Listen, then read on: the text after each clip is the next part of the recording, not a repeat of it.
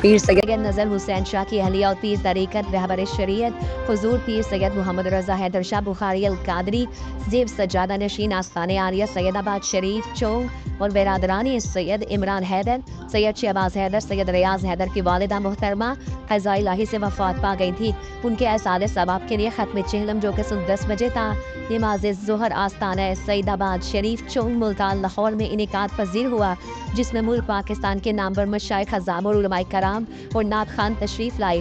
اہل علاقہ اور گرد و نواح سے سیاسی اور سماجی شخصیات میں سے MNA ملک محمد افضل کھوکھر، MPA ملک انس محمود اور موجبین سادات موردین زائرین نے سینکڑوں کی تعداد میں شرکت کی، جس میں محفل کا باقاعدہ آغاز تلاوت کلام پاک سے حافظ اویس رضا نے کیا۔